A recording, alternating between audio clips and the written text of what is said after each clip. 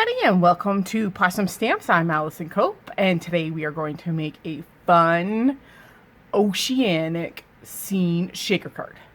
Let's get started. We're going to start our card today by making a shaped card base.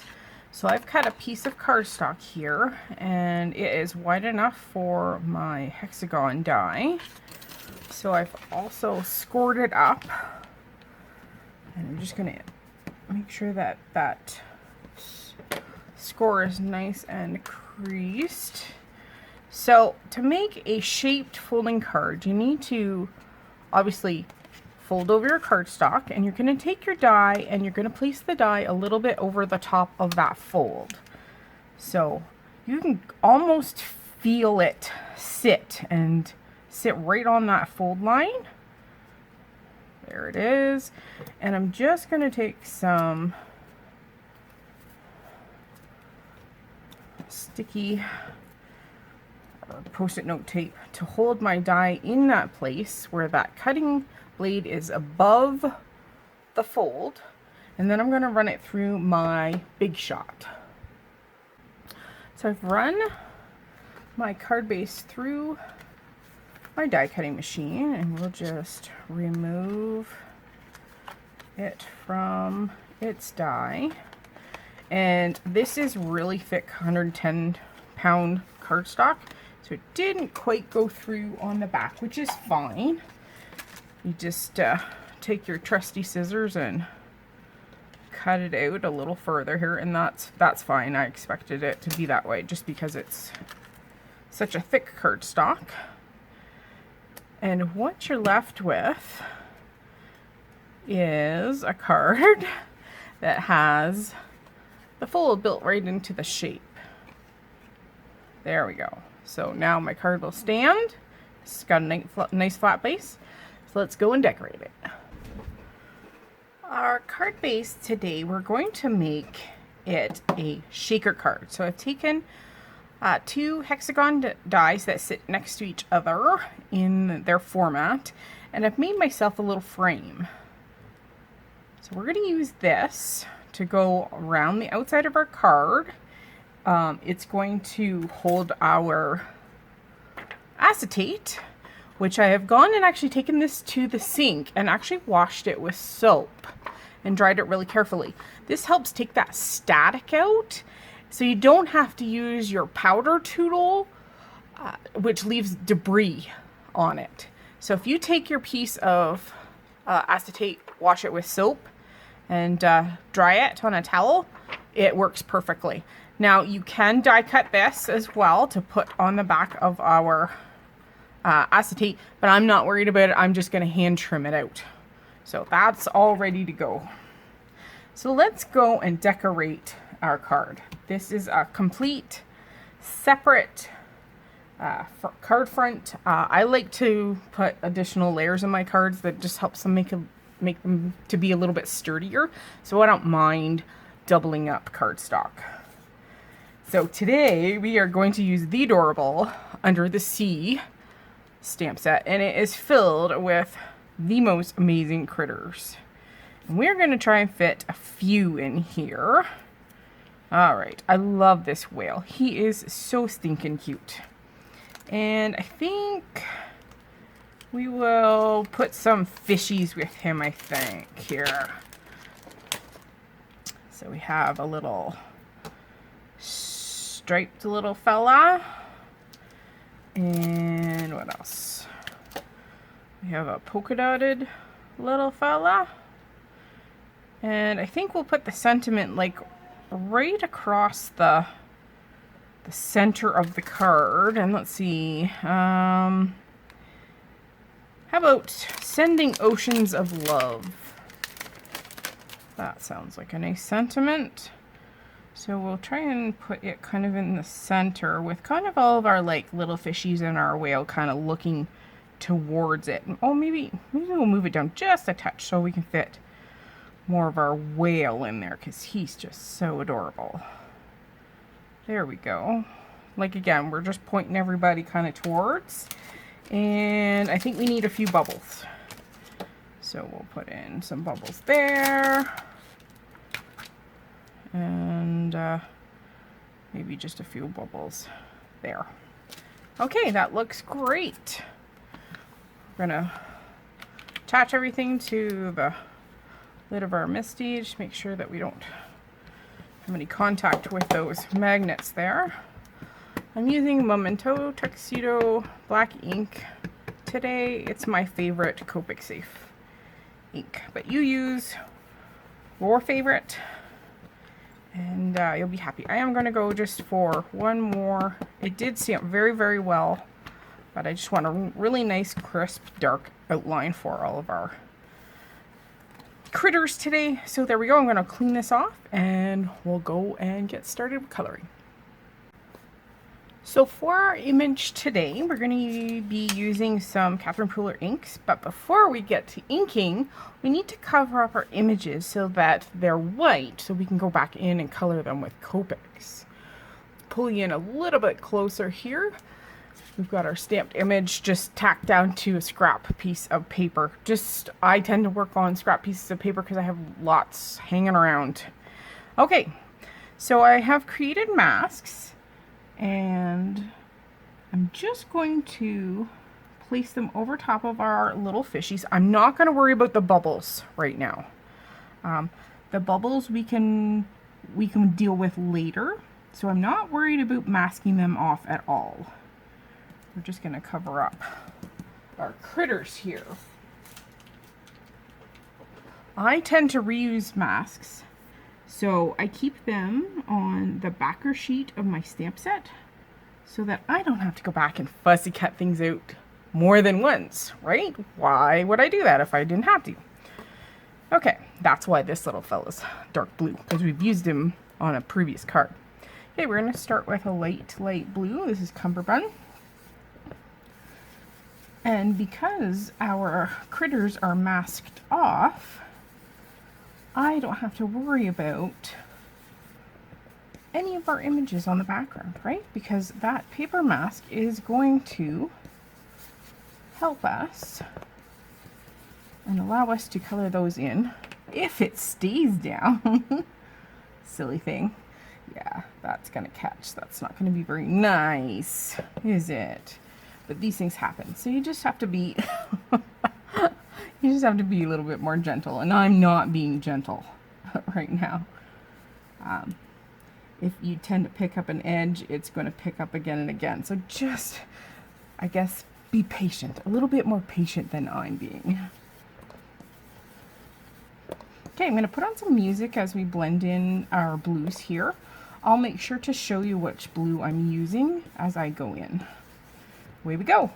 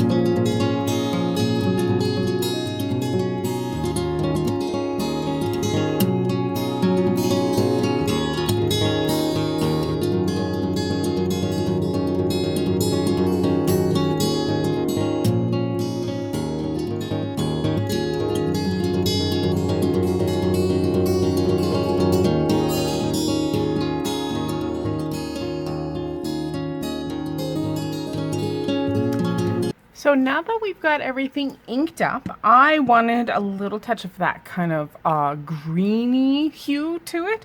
That's why I went in with the Aquatini, because it has that, obviously, that green tealy undertone.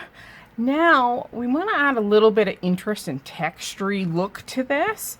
So I'm going to take my Distress Water Sprayer, and first of all, I'm going to start with it in my hand. So I'm going to spray a little pool of it in my hand. And I'm just going to take my fingers and get my fingertips wet. This gives just a little bit more of a larger splatter. Then there's two ways to use this sprayer. You can go like with a half pump and it gives you large dropules or droplets. And if you go for a full press, then it gives you a finer mist. So we're going to do a little bit of a fine mist over top. Okay, ready? 1, 2, 3. I'm misting off screen. Just there we go.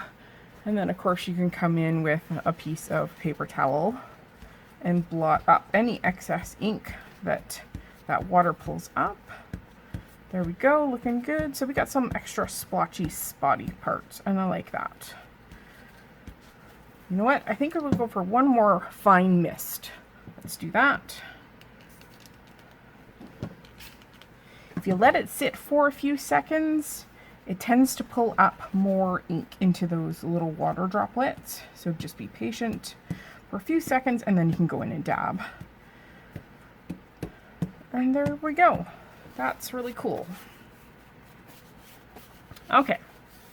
So I also want to add a little bit of shimmer too. So I think we'll bring in some kind of metallic paint here. Okay, I'm going to try using some Finetec. These are all metallic paints here. And let's see, maybe we'll put a little bit of green. And maybe this kind of, it's kind of like a charcoaly, bluey gray. So you have to stir these to get the pigments to rise into the water. So make sure you do that. So the trick to adding splatter is the finer the brush, the finer the splatter. So if you want like very, very fine splatter, then use a fine brush. If you want bigger splatter, then use a bigger, fatter brush. And I'm just going to tap it against my finger. Let's pick up some more ink here, or more paint.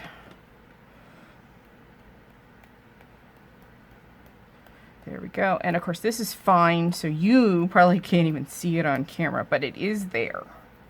Okay, so let's go into our bluey color here and mix it in. I think this will match kind of nicely with the darker, bluer tones. Okay, and again, the finer the brush, the finer the splatter. And it also depends on how much water you put with your pigment too. So there we go. We just got some nice fine metallic splatters in there. And of course, as you pick it up, you're going to be able to see them a little better. Hopefully I can catch them on camera. I can't quite see in my view, but they're there. All right, let's get to coloring.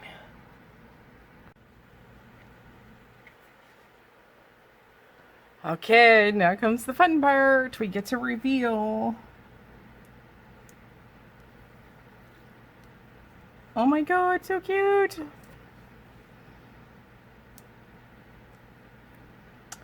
There we go. That's part of the best part of making the card is seeing the reveal. Okay, let's see. We are going to start off coloring our fabulous little whale. I really don't want him to go too much into the background, so what if we made this kind of a whimsical whale, and maybe he's a red whale. I know, totally out of the realm of whales, right? But who says that all whales are blue or gray, right? Why not have fun with your cards? I mean, ultimately, isn't this why we all create? So that we can jump out of those boundaries, so that we can create what we might think is whimsical and fun. I mean, would you expect to have a red whale on a card from a friend? Probably not. All right, so I started with R24. I'm gonna do R29. We'll make our I can't even talk today, guys.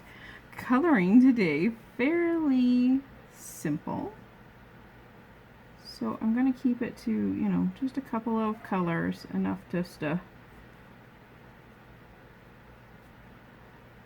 make our little whale magical.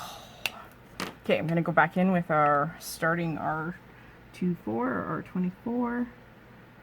Just blend in, just trying to get rid of that stark line between the two. Just blending.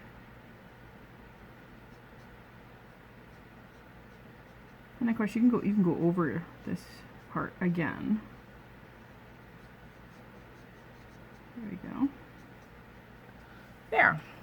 And what if his underbelly is orange? Oh my goodness. Orange. I love it. Alright. So again, this is a Y38.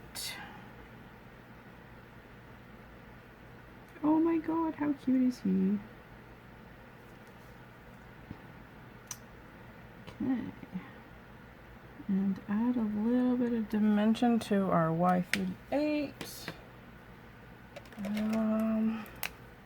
Let's go in with a YR16. And I'm just gonna kind of flick it towards the end. Yeah, do a little bit of a face underneath his fin there. A little bit underneath his mouth. Oh, well, he's just a happy little fella. Right? Now, let's go in and have some fun with a colorless blender. So, in my opinion, the name of this marker is not correct. This is not a blender pen. This is an ink pushing pen. So, now that I've laid down my color, this solution that's in this pen will actually take the ink that's currently there and push it farther into the paper. So you can make funky designs. The more solution you put down, the more you push it back into that paper. So you can give him some fun spots, or even a plaid pattern, or kind of whatever your little heart desires. And again, who says that you can't have a red whale with polka dots on it, right? So this is where you get to be creative too, and use that blending solution, and you can push that color right back into the paper and give yourself some kind of fun pattern. And again, the more you go over it, the more you push that ink back into the paper. So if it's not coming up dark enough for you, then add another couple of scribbles of the ink on it. Now, the darker the ink, the more you have to push, right? So there's a limit to how much you can push it back into that paper. Like, you're never going to get back to white. You just never, especially with red pigment. Just, it's never going to happen. But if you want a white effect, then use a gel pen or something like that to go in and add those kind of details. Okay? How cute is he? Okay, well, his friends need some color too, right? Maybe let's keep to the oranges. Maybe in yellow. Let's do a yellow and orange fishy. Looking for a yellow first. Okay, so this is a Y06. We're going to start off with his face. Actually, you know what? I'm going to make it really easy for myself, and we're going to color the entire fishy with our Y6, and then we can go in with our oranges over top. Okay, so I'm going to stick with the same oranges that we've already used. Got our Y38, and I'm just going to go in and color those stripes in with our orange marker. We'll leave his tail yellow, and we'll do his fins orange. Okay, now to add a little bit more depth and dimension, we're going to go in with that YR16. And I'm just going to add a little bit at the top and a little bit at the bottom, just to get that curved look on those orange areas. A little bit on those fins, like such. Now let's go in and add a little bit more to our yellow. I'm going to go in with a Y17, which is actually quite orange. But we'll blend. We'll just give it a second. Okay. Here we go. Touch on the top. Okay, and then let's go back to our lightest, our Y06, and just blend. We may even go in and darken those orange stripes a little bit more for a little bit more contrast here. Let's go in and add a little bit of YR18 to the orange stripes. That helps. See how they're a little bit deeper, darker, more contrast. There. Oh, he's adorable. Okay, we have one more little fish here. And maybe we'll go yellow again. Yellow with red spots. How about that? Again, I'm going to do the whole fishy. Let's go in with that Y17 to shade. Y17. I'm just going to put a little bit on his lower body. And we're going to blend. There. Now we can go in with his polka dots and color them specifically over top with an R24. There we go. So by sticking to the same colors, the red, the orange, and the yellow, it keeps our card unified. Let's do his upper fin there. Now, there is a small little halo right underneath his tail where the mask was sitting too far down. So the easiest way to combat that is to find a color that is very, very similar. Let's see if... and just color it in. This should be fairly close. Well, it's close enough. And just color that in and it's gone. Disappears. Alright, let's go and finish this card off by making it a shaker. Alright, let's make this into a shaker card. So I've taken the frame that I cut. These are just some of the baubles and things that we're going to put inside. And I have attached some adhesive tape to the back. I like to use score tape because it's very, very strong. We're just going to apply this to our acetate. So I managed to put one long piece of score tape across this whole entire thing. There we go. And like I said earlier, you could take this to your die cutting machine and cut out that hexagon, but I find that either it's too big or it's too small, or I put it on wonky anyway, so I end up trimming it anyway.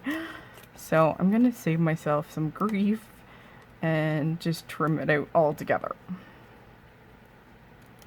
Okay, there's one piece. And of course, I'm kind of undercutting it underneath the frame, so it's not actually sticking out. Can't see the acetate. So just, it makes it easier. You just kind of run your scissors underneath that paper. Okay. Perfect. So the next thing I need to do is I need to build this up so that these three-dimensional baubles, I mean, these are huge baubles. And they're very thick. So actually, I'm probably not going to use that large one. But they're very three-dimensional, so we need some room underneath there. So I have a 5mm thick foam tape from Hefty Doodle. So it's the a desired thickness here. So I'm gonna, the only thing with this is I'm gonna have to cut it off the other direction there. Try not to make any gaps.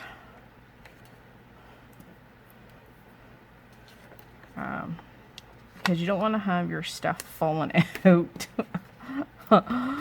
of your creation, because that wouldn't be any good, would it?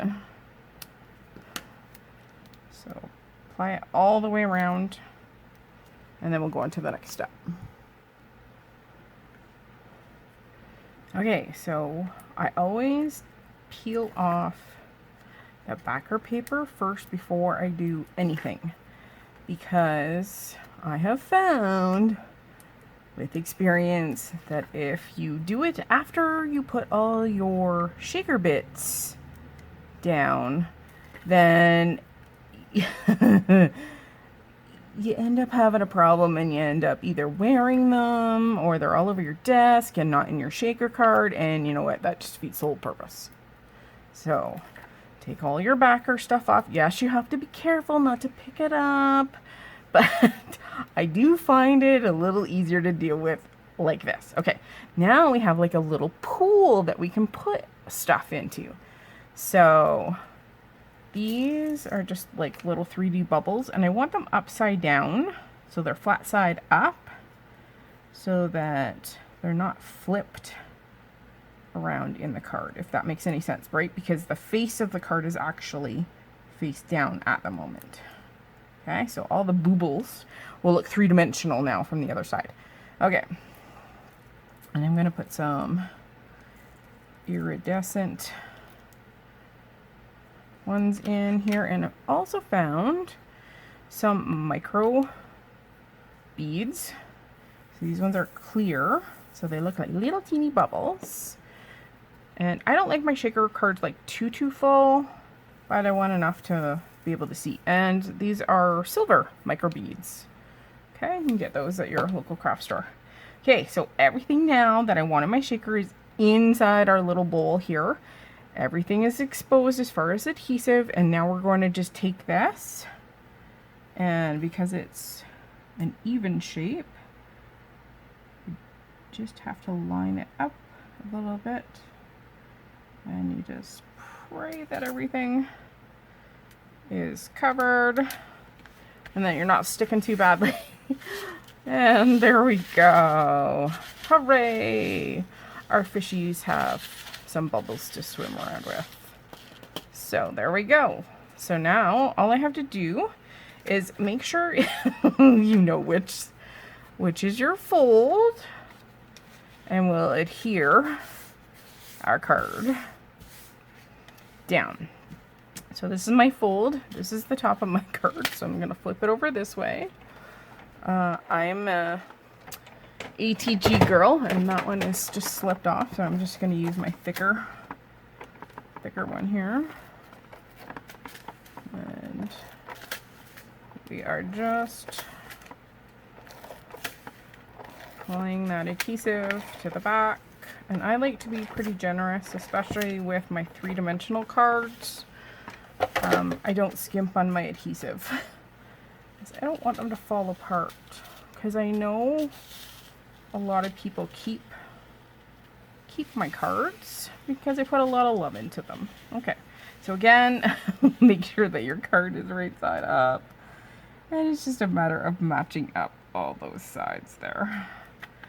Dun, dun, dun, dun. And I have a leak in my card. There are micro beads all over my desk. So the best way to combat that, and I love teaching these things because, you know what, I fail at things too. So I have to learn, so I would rather teach you how to fix it. So I'm pretty sure it's coming out of, there's a small gap here in the foam. So just take a little bit of glue, and you can actually just patch that up by just sticking some glue in there. And it's okay if they like stick in the corner, because it's not going to make that much of a difference. And of course that glue stick is not working for me. So let's So again, I want to teach you guys the fails too, right? Because this is just the way crafting goes, guys. It seriously does. Okay, there we go. So you just have to be careful for a few minutes while that dries. But there's your Insta-fix. So, thanks guys for dropping by. I hope you enjoyed the card making process and fails today. I like teaching everybody that I'm not perfect. So, I fail at things too. And this is how you fix it. So, join me again sometime soon, and I'll see you later. Bye, guys.